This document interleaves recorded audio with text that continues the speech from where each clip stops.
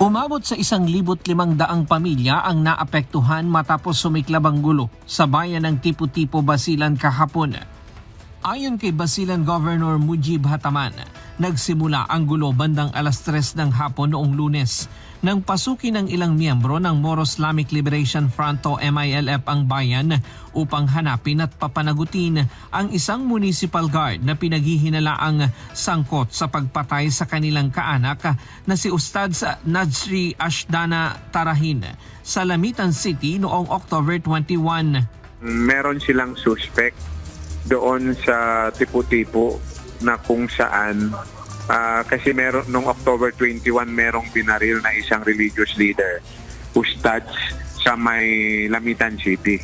So yung kapatid, kamag-anak na who happened to be a member and part of the MILF, so kasama yung ibang pang MILF, yun, pumasok doon sa Tipo-Tipo upang hanapin kasi meron silang sariling suspect who happened to be a municipal guard daw ng Tipo-Tipo Municipality. Mula Lunes ng gabi hanggang Martes ng umaga, nanatiling matindi ang tensyon sa sentro ng bayan. Lumikas ang mga residente mula sa isang barangay upang hindi madamay sa sagupaan. Agad namang nag-deploy ng mga tauhan ang Philippine Army at Philippine National Police upang magbigay ng seguridad at mapigil ang paglala ng sitwasyon. Ayon sa Philippine Army, pasado 11:00 ng umaga ng Martes nang humupa ang palitan ng putok, bagamat nanatili ang tensyon sa lugar. Kasi nagkaroon ng firefight, but ang presence ng ating security forces doon is just to pacify na hindi mag-escalate itong gulo na to.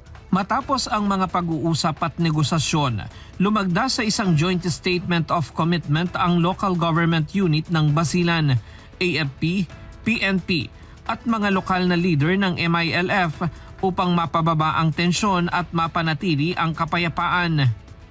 Bandang 5:00 ng hapon ay tuluyang tumigil ang putukan.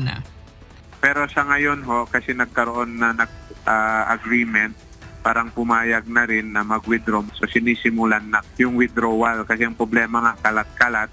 Tapos siyempre paminsan-minsan may putukan. Pero siguro mga 40 minutes ago, wala nang putukan kasi pinapa-withdraw na yung mga pulling out na ng mga MILF elements para bumalik sa original station.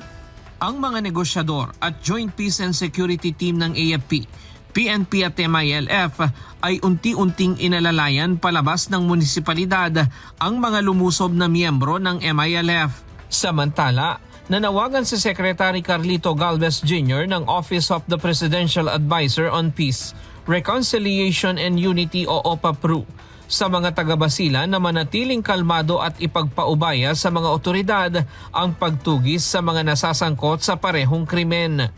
Sana lalo na yung mga kaibigan natin na nandyan sa Basilan, matagal na rin po ako sa Basilan, mga kababayan ko, sana maging mahinahon po tayo, hayaan po natin na yung rule of law ay manaig sa ating mga kamay.